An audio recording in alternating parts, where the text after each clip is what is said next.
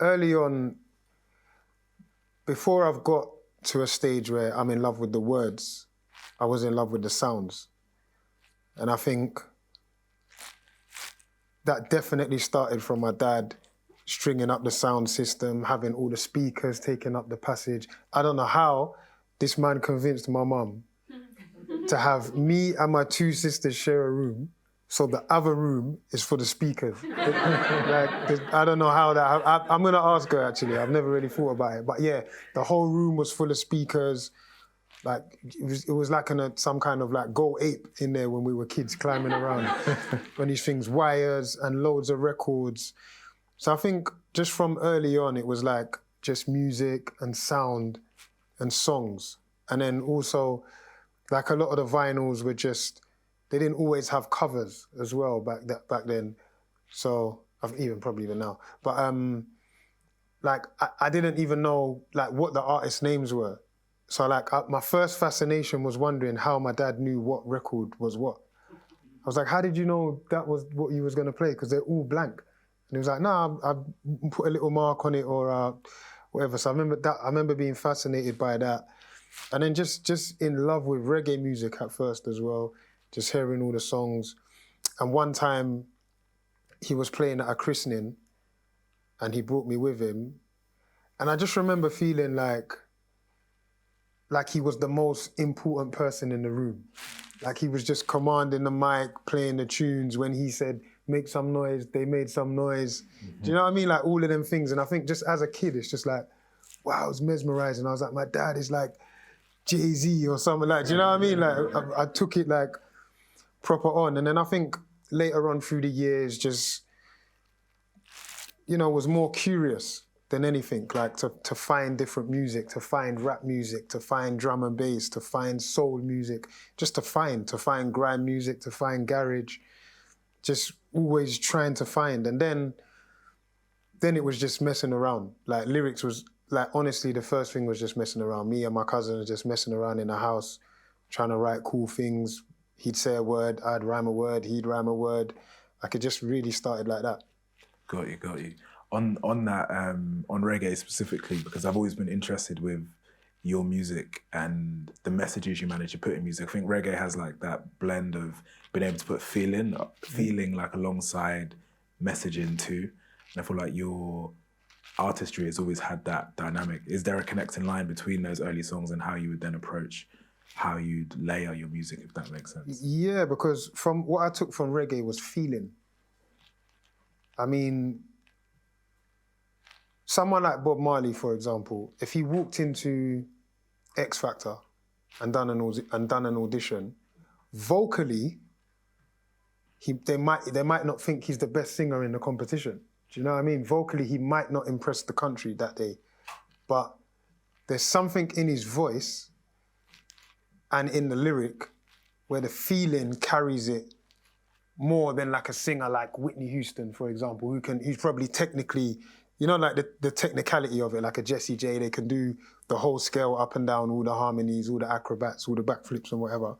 But like within reggae, it's just raw. Do you know what I mean? Like to the point where you even hear the grit. And obviously the studios back then, I don't think they were as luxurious as they are now. Whereas now, I can be in the studio the whole day and record take after take after take after take. Whereas I think back then, they're literally recording a song in one take. So you feel that. Do you know what I mean? Like you feel the mistake in the song, but that mistake adds honesty and it adds character and it adds layering. So I think listening to all of them artists like Bob Marley, Garnet Silk, Dennis Brown, like all of that, I think that's what I took from that it's like sometimes perfection isn't correct. So even now, when even in my recording process now, sometimes if my voice crackles and the engineer might be like, now your voice cracked, let's not use this one. I'm like, bro, that's exactly why we should use it, because it's honest. Do you know what I'm saying? It happened in the moment and we've captured it.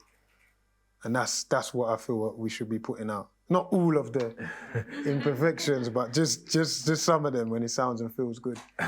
That makes sense. On that, Are there any, do you remember the first lyric, it may be from a rapper, from a reggae musician, whoever, that stuck with you and kind of opened up your world to think of how you'd maybe like to approach putting words together yourself?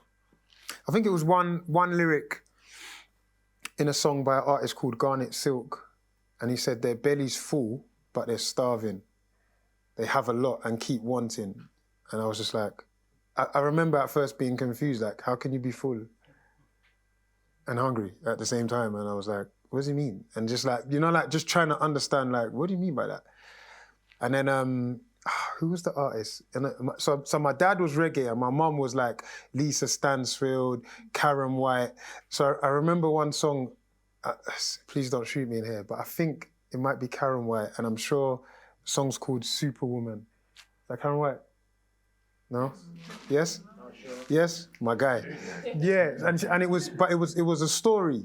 She started the song saying, early in the morning, I'll put breakfast on your table, make sure that your that your coffee's filled with sugar and cream. And it was just like, it was like a journey of the day.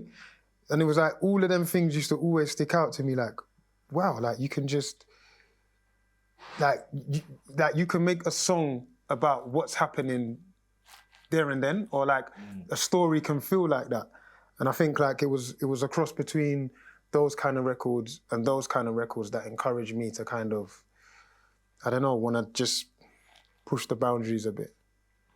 How did you actually go about beginning? Because I think we often hear the stories of musicians playing around with music at the start, but was it literally you sat down in your room one day and decided to start writing, or was it a build up to that process? I think like a lot of the records would have instrumentals. So like when the instrumental was playing, I'll just be like, just doing stuff. And like at first it was like, my sisters would laugh. I was just funny, just say dumb stuff, and just, it was funny. And I think even probably there's something in, I don't know, that's part of entertainment.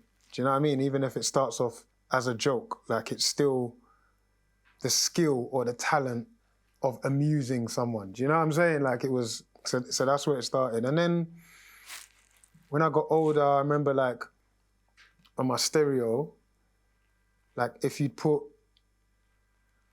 the headphones in the microphone part, so like the little headphones, and then you press play and record on this side of the tape and play on that one, then if there was a little bit of instrumental on a song, I could rap along and record it.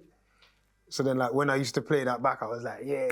You know what I'm saying? Like, I got a tune with Michael Jackson, like anyone who left any little bit of instrumental, like All Saints, whoever, like I had songs with everyone. And I think like just, even within that, just hearing your voice next to a voice that's out there, you know what I mean? Like there's something encouraging about that as well. So I was just like, yeah, man, and I just liked it more and more and more. Was it always, at that age, were you thinking about other types of, other art forms that come along with writing, whether it be books, or were you writing stuff in school, or was it more so music was the vessel that was capturing your attention? Yeah, just music, you know, just music. Like, my mum made reading books a punishment.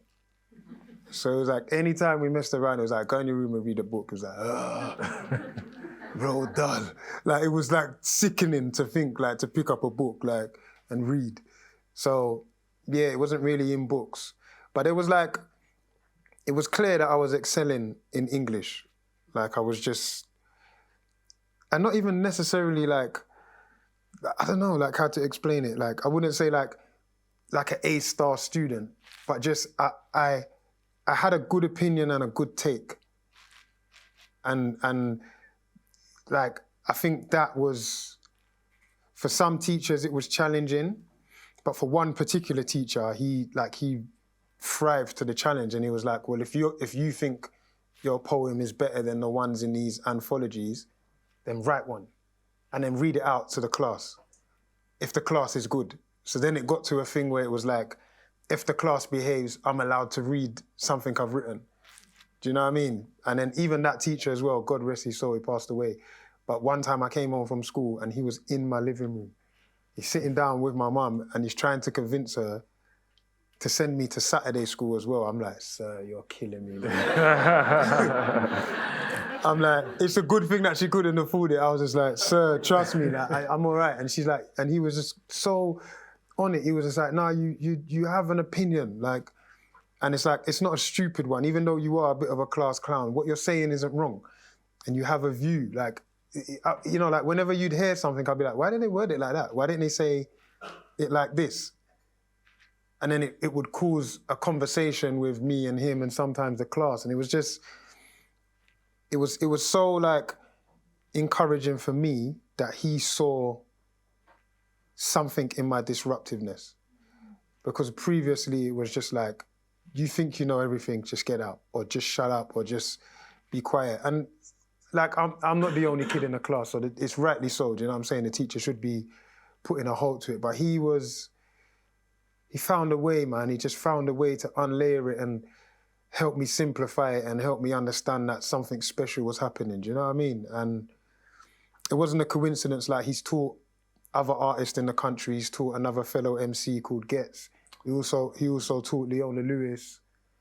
And luckily, man, he was really ill as well. Like, I think he had like one of his kidneys failed, and like sometimes he wasn't in, and all of these things. And I saw him like a couple years ago, just randomly in a barbershop, and I was just like, sir, man, you don't even know. Like, you know what I mean? Like, I felt really special that I got to say to him, I was like and he's not really in the loop. He was just like, oh, I don't get it. And I was like, nah, sir, trust me, man. And he like wrote down my name, my artist name, and he was just like, yeah. So he must have went home and spoke to his kids, and he phoned me.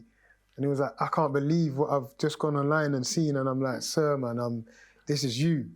You know what I mean? Like, this is you. So it's like, I just feel like everything is like in some form of, I don't know, man, some form of love and some form of light to Mr. Henry, man. He was a proper solid guy, man. Mm.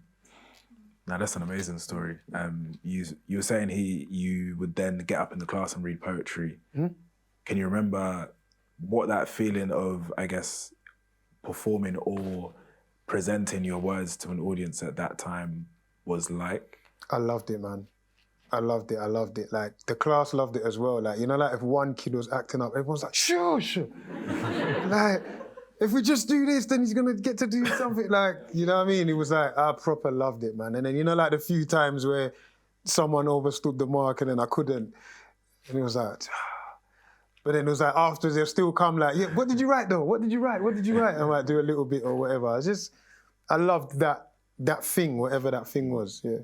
Is that feeling still consistent today when you perform in other, I guess, arenas?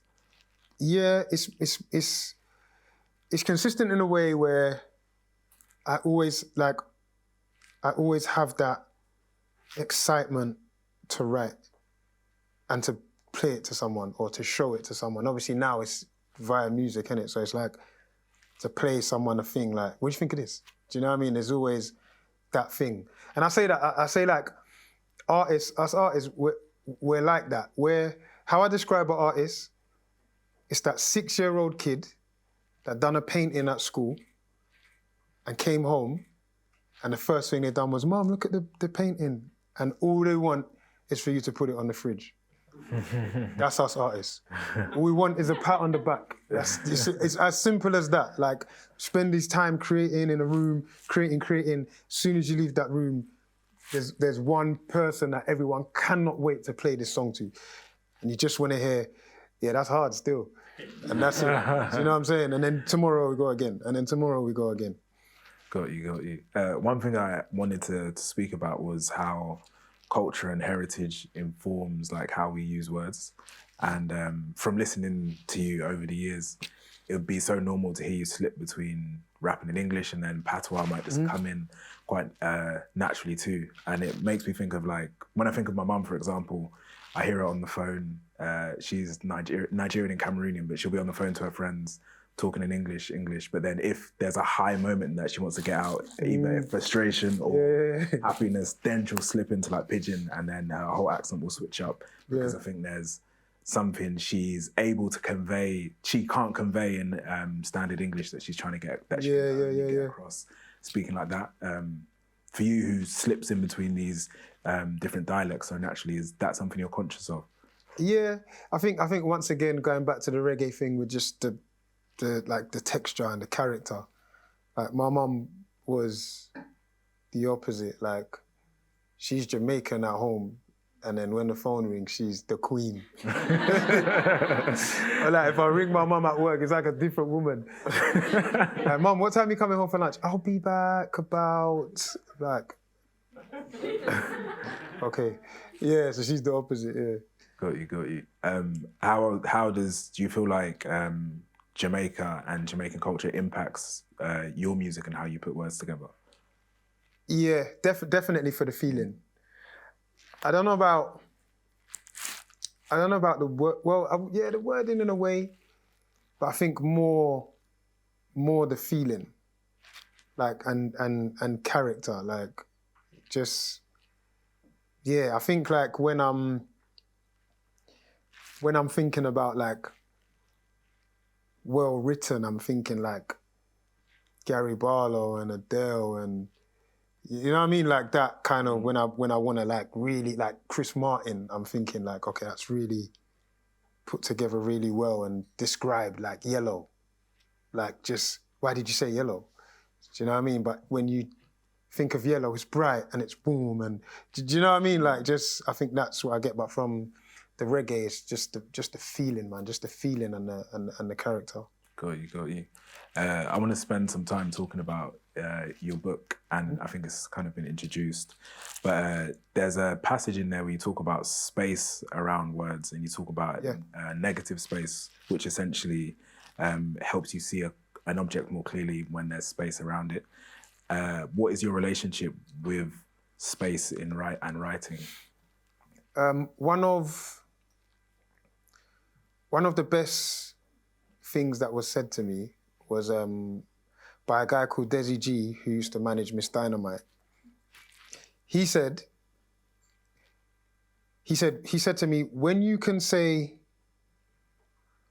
all of this with this amount of words, your career will elevate. And on the day I thought, he's a senior, I thought, yeah, thanks. And in my head I thought, shut up. Like, what are you talking about? Like, what do you mean? I'm elevated already, do you know what I mean? And then, but at that point when I met him, I wasn't performing live a lot. So like my earlier lyrics, I left no space. It was like writing, trying to find it when I'm grinding, trying to find it, in the dine, it's in the dine, in the dine, it's in the dine. Like, go and try and perform that. You're like, do you know what I'm saying? And then you're putting the mic out to the crowd and no one can, only if you rap, you can rap along with that. Do you know what I mean? It's like, it's not. And then one day I was like, this guy, he was right. He was right. Because it's like, you can use 100 words, or you can use 200 words to say the exact same thing. Like, what are you going to choose to do? And I just slowly and surely worked out how to say what I wanted to say with less words, which created more space, allowed people to think, made it more entertaining, and literally propelled me. Mm. How did it propel you? Did you notice the difference? Yeah, because my choruses were now choruses and not just verses where the chorus goes. You know what I mean? And people were able to sing back and everyone was able to listen. Like, I was like, in the beginning, I was what they'd call like the rapper's rapper. That means all my fans rap. That's what that means. Like, my fans make music. Like, if you don't make music, this is too technical, too fast, too wordy, too everything. And then I just needed to work out how to maneuver away from that kind of thing, you know? And that was the sentence that enabled me to do that. Got you. Was it a bit of trial and error? Because I kind of imagine going from filling every single pocket to trying to, I guess, be a bit cuter and cleaner with it. What was that transition like for you? It was hard, man, because when you're used to having no gaps in a verse, like, you literally become percussive. So now my verse is a part of the drum because I'm continuous with it. So it's moving like a hi-hat, or it's moving like a snare a bit, or like a marching drum. Do you know what I mean? And then now, it's like I'm going and I stop. And then I'm going and I'm stop. And I had to get used to enjoying it like that. Do you know what I mean? At first it wasn't enjoyable, but what made it enjoyable was when people were listening to it and they were singing it back, they were reciting it, you could see like you'd say a slick line and then you gave someone a second to compute it. You know what I mean? Whereas you're saying a slick line, then another line, then another, it's just too much. It's too much to compute. Like you're playing your music to someone and you're watching them listen to it, and you're like, oh, you missed that one. You missed that one. Like, that's what I'm looking at it like, you missed that one. You didn't get that one. You never heard that one. What do I expect? It's coming so fast. How can anyone compute it? Yeah. Is there an element of almost trust there as well, like in terms of trusting yourself to say that when you obviously have more words, you can like, I'm going to make sure this message gets through because I'm going to say it this way, this way, this way, this way, this way, this way. Whereas when you're saying less words, is there an element of trusting yourself to be like, I'm just going to say it the one time with few words, but it's going to land, and if it lands, it doesn't. If it doesn't, it. Yeah, you gotta know it's right, man, and you've gotta have said what you intended to say. You know what I mean? Like you can't cut a corner and kind of be like, I don't want to add more words. Like if you wanted to explain how you felt when you woke up after a breakup, like you can't cut corners, you can't miss any of the story out. But you just got to be concise with it, man. It's like them people, like, I find that my missus does it. Like, she'll be like, oh my God, you'd never guess what happened at work today. Go on. And then she'll be like, she will literally go, so I got in my car, and I drove, and it was Friday, so the traffic was really bad, like, but it normally is on Friday because it's Friday, and I guess everyone's traveling, commuting, and all of that stuff. And then it's funny because I saw on the way, and she'd go on, and then she'd be like, yeah, basically so-and-so was an hour late. And I'm just like, why did I need the journey, everything. So what you want to do, you just want to get to the point, but you only want to keep the key parts. Do you know what I'm saying? Like, just try and keep what's really relevant to the story, to just keep it linear, like. And yeah, so that's the example of that. But I hate that. I'm just like, start at the end. Tell me what happened, because the way you set that up, like, as a storyteller, you've set that up like somebody died at work or something, or the building collapsed. So I'm like, go on, and then it's like, yeah, late for an hour and a half. I'm like, start with that. Just say, da-da-da, was late for an hour and a half, and then go backwards, because I'm on the edge. I'm on like, I take everything like you're telling me a story. So I just, Got you.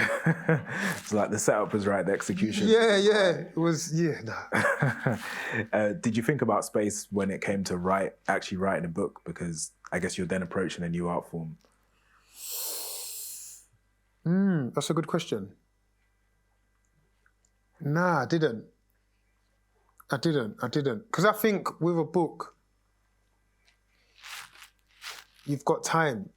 Like, you've got bookmarks, you know what I mean? Like, you might read one chapter and stop there, whereas in a song, it's very rare that someone play a song and then pause it.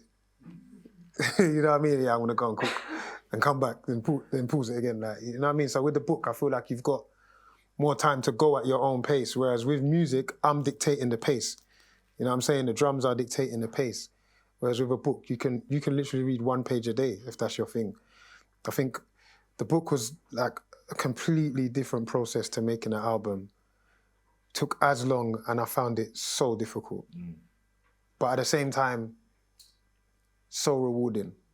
Like, that's one of the things I'm most proud of ever. Like, so rewarding in that sense. But it was so different to making an album, man.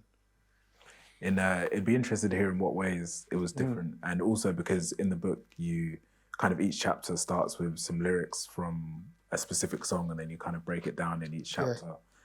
Did you almost learn anything new about yourself and your how you approach making music, seeing all of the songs written down, but then having to write about them in a kind of a different form? I think to your first question, writing a book to writing an album differs because music is so collaborative. Like, I'm in the studio with the producer, a friend, his friend, someone else, another producer. So we're constantly talking to each other. Like, I go in the booth, put down 4 lines, come out, everyone's saying, yeah, perfect, da-da-da-da-da. Then we carry on. And it's just so conversational, so collaborative. Whereas with the book, like, I had to go away and sit in my house by myself. Like, switch everything off. No looking at my phone, no nothing, no this, no that. Like, I had to really be secluded. And I think that's what is hard in the process. Because we're so used to immediate reaction as well. Like, and it's not like I'm going to be sending someone a chapter, like, what do you think of this chapter? Like, it's a song. Do you know what I'm saying? Like, this chapter's hard, isn't it? Yeah. I went in. It's like, no, it's not going to work like that. So, whereas you can play your friends your music, you can play people a song and say, yeah, this is 3 minutes. Like, no one's, yeah. So it's like, that's what was different. And the next question, in terms of me looking at the lyrics written down, that was an interesting process because I don't write my lyrics down. So actually having to write them out and read them, I was just like, I don't know, that was a bit of a different thing for me. And then I'd see other things in them as well, like, oh, okay, yeah, cool. Like it would just kind of, sometimes it would add layers to, like it could have been another layer I never thought of when I didn't write it, but looking at it, I'm like, ooh, that could also mean that as well. Which it didn't, but you know, when people come up to you like, hey, that lyric you had when you said that, and I know you meant that, and I'm like, nah. But yeah, but yeah. So, like, I was having a few of them moments, like, ooh, yeah, that could be that. Right. Has it changed your writing process in any way? Nah, I don't think it has. It hasn't, nah. Still the same process, still not writing it down, still, you just see me walking around the room, listening to the music, walking around, I'll be like, I've got it, walk in and record it. So yeah, same process. Yeah, because it's one of the first things you say in the book about not writing lyrics. And yeah, when I read that, I was fascinated because, especially, no shade to some rappers, but there's some rappers when they say they don't write, I'm like, I can understand how you don't write. You can tell, yeah. Yeah. But with your music, which the words are so specific and the message is so specific and the themes all really come out, and then as talking about the blend of the feeling too, what are you actually seeing in your mind as you write? Are you picturing words, or is it feelings then being put into words? I'm so interested by how that process actually works. It's more like pictures. Like, that's what helps me memorize the sequence, like, or memorize the 4-bar by a picture. So like the line could be, I don't know, sitting down talking to an audience about a book, drinking water on an orange chair. But it's like the picture is just of this. Do you know what I mean? Of just the room. So I'm like, all right, cool, that's them 4 lines. And that's how I remember it. Like, but everyone who doesn't write it down has different things. Like, some people say, like, colours. I don't know how they get colours though. Right. But people might think my one's odd as well. But at least with mine, I see the frame. Like, I see like each paragraph is do you know what I'm saying? So if, like, say I'm writing 64 bars, and then to remember the first 8, it's just the picture, and I'm like, sometimes it will slip my mind. I'm like, what was it again? And then when I see the picture, I'm like, oh yeah, and then it just comes back. Yeah, that's so interesting. I think has it been almost a muscle to train over the years? Because especially when I think about UK rap, grime, MC culture in this country, there's that distinct element which is, I guess, freestyles, sets where you have like every generation you've had, even to this generation, 15, 16, 17, 18-year-olds are memorizing 64 bars and then performing it in front of a camera or off head, which if you were to write that down, it's probably like 2 pages of lyrics, but they've memorized like 2, 3, 4 versions of these different things and doing it from a really early age. Was that similar to your process? Yeah, when I was younger, I used to like write in a book. Then BlackBerry, used to write in my BlackBerry, and the reason why I stopped writing it down was because I dropped my BlackBerry in the bath. And I took it out, everyone put in a bowl of rice. Having special fried blackberry. Like, put in the what is it? What's the room where you put the towels? The airing cupboard. Put it in the airing cupboard. Put it in the airing cupboard. Nothing came back. And I had verse after verse, song after song after song after song, gone. Everything was gone. Nothing was memorized. Nothing was recorded. I was like, I can never allow this to happen again. What are you gonna do? And I was just like, just right in here. And it's been like that ever since. Yeah, but in the beginning, it was hard, man. It was like hard to work out the process of memorizing. It was difficult, man. Like, and then just, I guess with everything, innit? The more you do it, the more it's natural, the more. And then the thing with rap as well is it's like, it's very braggadocious, innit? So it's like, you go to studio, everyone's writing in their phone and you're just walking around and you're like, right, you don't write it down. Like the first couple of times of that, I was like, I love that feeling. Like, it just felt special in the room. So then, carried on, developed it and stuck at it.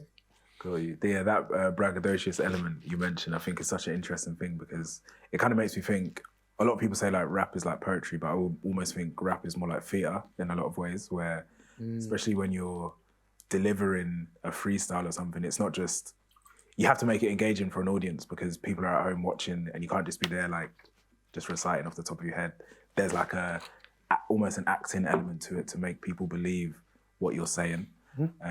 How, as someone who uses words like in this way, what is that process like of adding the charisma element to the words? Because it's not just about the words themselves. It's bringing it to life, man. Like, it's performing arts. It's almost taking something one-dimensional and making it 3D. You know what I'm saying? Even 4D, like making someone feel it.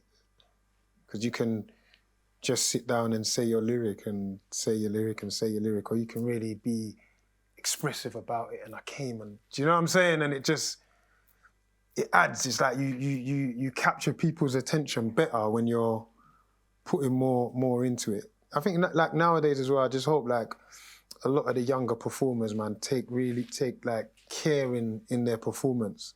You know what I mean? Like I see some just walking back and forth and I'm like, you want to go to that next level, man. You want to be performing in big venues and captivating people. You know what I mean? I tell them like, one of the best shows I've ever seen, 2 shows. One was Kanye Glow in the Dark and another one was Coldplay at the Emirates. And I'm like, they're not singing songs, man. They're creating memories, like, in front of you, like with the colours and the atmosphere and the crowd and the wristbands and, like, that's a whole thing. Like, has anyone in here not seen Coldplay? Listen, if that's one of the last things you do, their show is it's unreal. Like, it's unreal. And Chris Martin and he's up and they take you through such a journey. Like, you just feel at one with 70,000 people. Like, it's such a completely something different, man. And that's what the top level, do you know what I mean, of performance is, especially in music, like, in my eyes anyway. Right. Now that makes sense. And I guess bringing it back to writing a book, because obviously music, you have that ability to, as you say, use 3D, bring it into life in a different way. Whereas a book, it's a bit more difficult than that. You have to, it literally is the words, and maybe an audiobook if you do that. But what was that process like of then almost bringing things down the scale to just the words that you're writing? I think it was just like, it was just trying to be as descriptive as I am in a song in the book as well. Like, and it's not easy because then you want to describe it more than you might need to describe it. Do you know what I mean? Like, you might be talking about something and you might just want to say it like that, but it might not feel like you've got any oomph or you're really passionate about it. You know what I mean? And I think it's like, I commend authors, man. It's such a process, man. It's so, people were saying to me like, when you doing the next one? I'm like, I don't know if I am, if I'm being honest with you. Like, that was so hard. It was so hard. But it was like rising to the challenge of it was another thing, because I'm ambitious and I'm driven and I'm like, cool, like, why can I not? Do you know what I mean? Like, why can I not? Why can I not write a play? Like, why can I not write a film? Why can I not write a book? But still, just doing them once might be enough, hopefully. So do you think you're one and done now for the books? I think I'm one and done. I got an idea like for some kids' books to kind of like engage them in writing, because I think that would be like a lot lighter and a lot easier. Because also as well, like in the book, like where I'm explaining some of these songs that are personal to me, like I'm digging deep. Do you know what I mean? It's also what I'm talking about, and I'm having to go back to certain moments and certain memories, and I'm like, you know, like at that point, you're even realizing, like, I don't even know if I've computed. Do you know what I'm saying? All these things that have happened in my life. I'm not really sure, but here we are. Do you know what I'm saying? And now explain it and help people get through their thing. Or like the part of like the main, like one of the main reasons as well for me was like to kind of show artists that like everything can be art. Every feeling you felt, every emotion you've been through as a writer, there can be a song for it. Do you know what I mean? Like, there's a song for everything you felt. And it's just about, for me, as a creative, as a writer, it's just about never switching off. Like, I could be in a taxi, I could be anywhere, and someone will just word something. And the way they've worded it, it'd be like, wow, like, that's a sick song. Like, I think, what was I watching? I think it's Good Will Hunting. And Robin Williams, he said something like, he came to visit someone, and then like they were surprised that he came, and he was like, he said something like, for you, there's no, like, for you, visiting hours don't apply. And I was like, that's just such a sick way of wording that thing. Do you know what I mean? So I made a song around just that whole, you know what I'm saying? Just that line. And it's just like, but never switch off, like always stay on. You're gonna find beauty in everyone's story. You're gonna find you're gonna find so much if you're listening and if you're looking for it constantly. I hear that. You were saying that parts of writing the book was difficult at times because there are really personal stories in there. One that the chapters that springs to mind is the chapter called The Justice, which is about open conversation, about your song Open Conversation with Mark Duggan. And in that song, you kind of speak about, you kind of put your personal and family history between like the 80s up until when Mark Duggan was killed in 2011 through that, layer it through that song and then kind of explain it. Why was, difficult as it was, why was it important for you to, I guess, to have that almost social history documented and cemented there? For me, it was important to make the villain human. Because Mark was someone that I grew up with. Mark is someone that I've known. So sometimes there's things that are painted a certain way and people are almost viewing the human like a character. and not a person. But when you know the person and you're someone in the limelight and you're someone from Tottenham, it was literally like, anywhere I went, it was like a journalist was like, so how do you feel about the Mark thing? And I'm like, you have to understand that I get your job is to document or to speak about things or whatever, but the person you're speaking about, I know personally. Do you know what I'm saying? Like, this isn't a news story for me, so there's a lot more feelings attached to it. So just, bear that in mind. You know what I mean? Like, you've got to do what you've got to do, but at the same time, understand that. And I think it was just important for people, for me to show him as a person and not the character that was painted. No, that makes any sense. Yeah, that makes a lot of sense.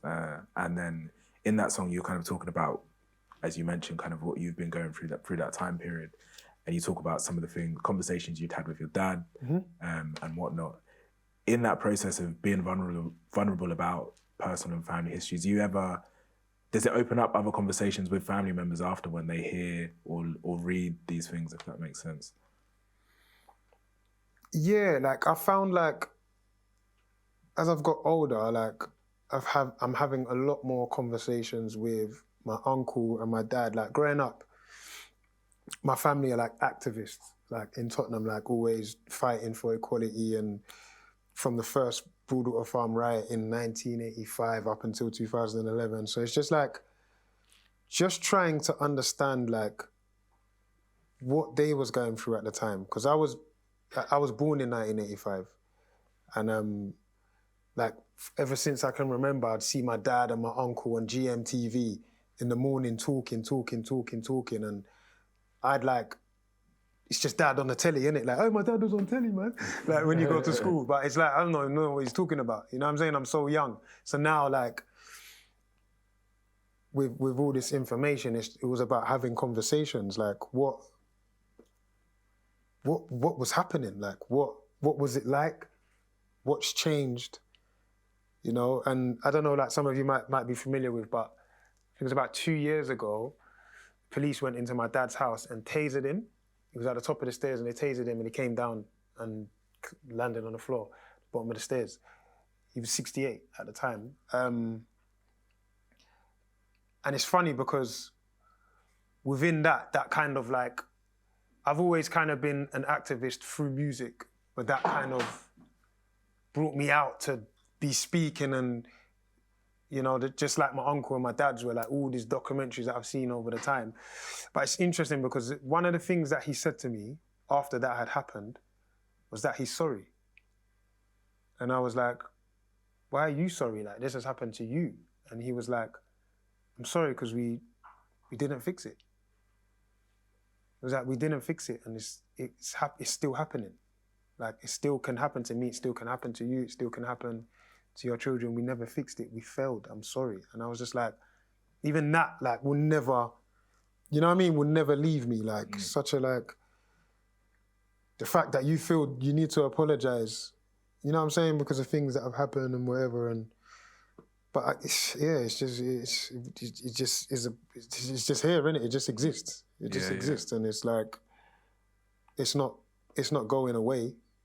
You know, it's not going away.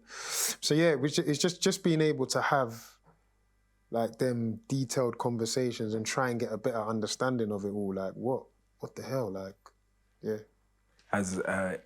Has music and using words been a tool for you to be able to access maybe different parts of yourself, or especially as you've grown and got older and matured, to access different parts of your, whether it be memories, emotions, experiences, and vocalize them in a certain way?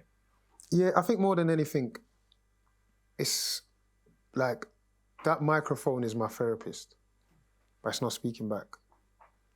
So like I'm able, unfortunately. So I'm able, it's cheaper as well. So I'm able to I'm able to get it out, man. That's my vent. That's my thing. I'm able to say it.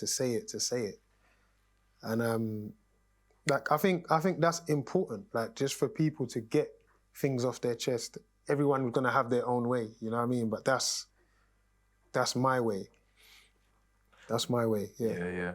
that reminds me of one of my favorite recent songs of yours is Anxiety. Yeah. And there's a younger musician on there, KK. Yeah. And That's my little brother. Okay, yeah, but I thought so. And you can hear, like, I'm not sure how old he is, or how old he was when that song was recorded, but you can hear the difference in terms of as being a younger teenager, where he's more just describing what's happening to him as opposed to how that's making him feel. And then you come back in with the verses and you're more going, I guess, looking a bit more interior and being able to explain what some of these experiences are actually doing to like the body, anxiety and that kind of thing. What's it like seeing, and I think by the end of the song, he has a few lines where he then starts to go in as well. What's it like seeing younger musicians being able to access themselves in that way through music too? I think the sad beauty in that song is like the younger, because that whole project is called Little Big Man, and it's about a young teenager that thinks he knows it all. So it's like in that song, everything he's mentioning, what he's going through on the street,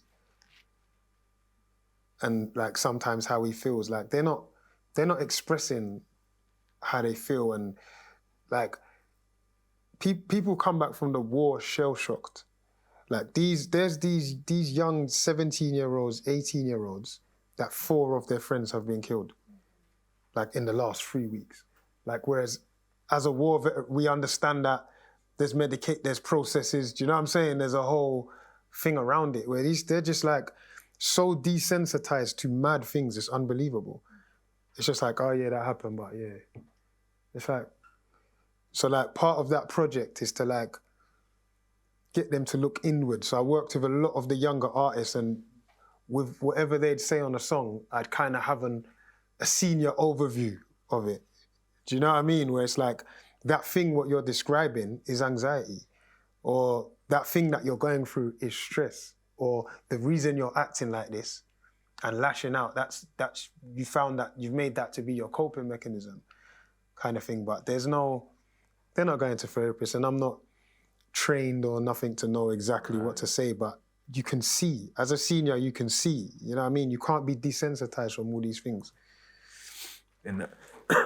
On that note, how do you feel like you'll be, because you've written a book, you still obviously write music, how do you feel like you'll be expressing yourself through words in 5-10 years? Do you feel like that medium will shift, or will you be like just singing, or you know? Yeah, innit? I think music never stops.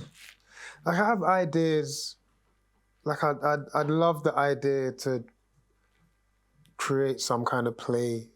I'd love that idea. I'd love to, like, do you know, actually, like, you know, like how I touched on the line for the song that I got with Good Will Hunting? Like, I'm like, is that a job? Like, do they come to someone and say, we have this scene and this character needs to say this thing, how would you say it? And I'll be like, oh, he could say it like this. Like, I'd love to be a part of film, but doing that, like just coming up with little slick lines that are like, ooh. Like, you know, in Batman when they're like, what did he say? He said something like, die and be the hero, or live long enough to see yourself become the villain. I'm like, like that's a rap lyric. Like, that's a rap. Who gave that line? Like, I need to know, like, who did they go to for that? Like, is that just the scriptwriter, or is there another guy? I want to be the other guy, like, to just say that thing, yeah. It's like maybe a script editor or something. I don't think it's as, maybe, yeah, maybe script editor, yeah, maybe. But I mean, they should word it better than that. Right.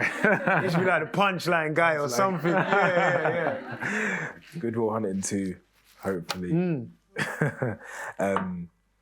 One of the final things I wanted to touch on was you recently wrote a poem for the Stormzy's video.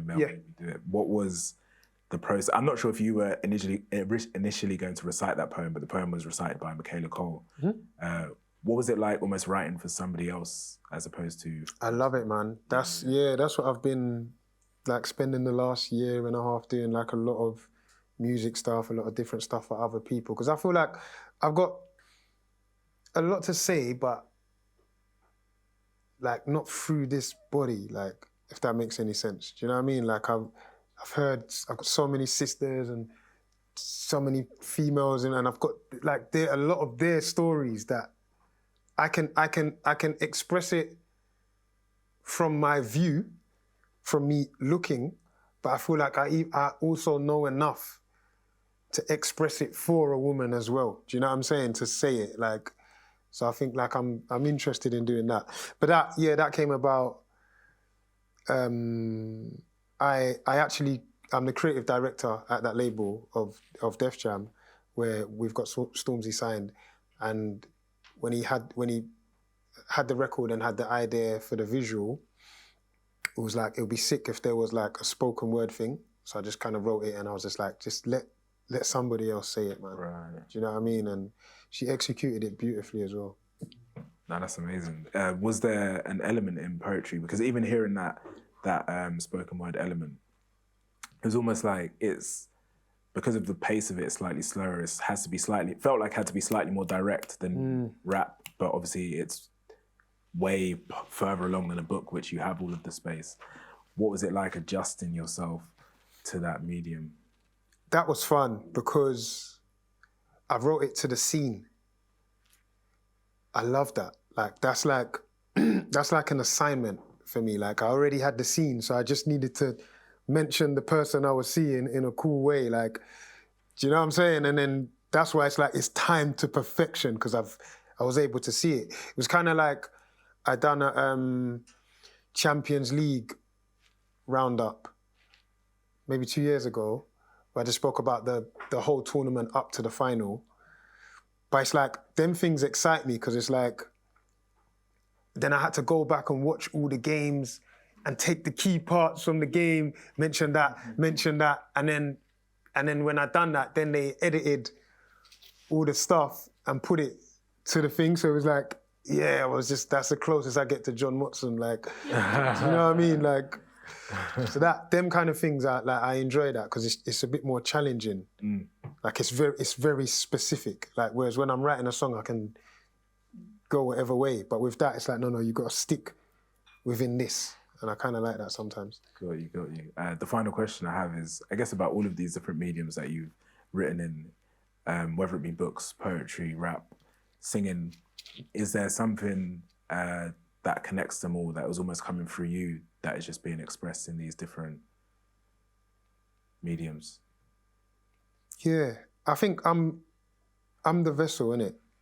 Like, I'm the nucleus, and then like it can come out through any of the different art forms, basically. You know what I mean? And I think it just goes to show, like, art, there's not a ceiling on art. Like, once you're an artist, you're an artist. You're an artist means you're creative and you're capable. You know what I'm saying? Like, you're creative and you're capable. Like, you're able to see a blank piece of paper and you can already see the picture, and then you can put it on there. Do you know what I'm saying? And it's like, that doesn't just limit you to canvas, because that can limit, then you can take that same process and with studying, of course, like, go into architecture. Do you know what I mean? It's the same thing. Like, you're seeing something finished before it's done, and you're just able to bring it to fruition. No, thank you. Yeah, thank you. Thanks. Thanks for watching that video. If you enjoyed that, we think you'll love these. And if you want to join us for the next live recording of Tortoise Lates, head to tortoisemedia.com/book.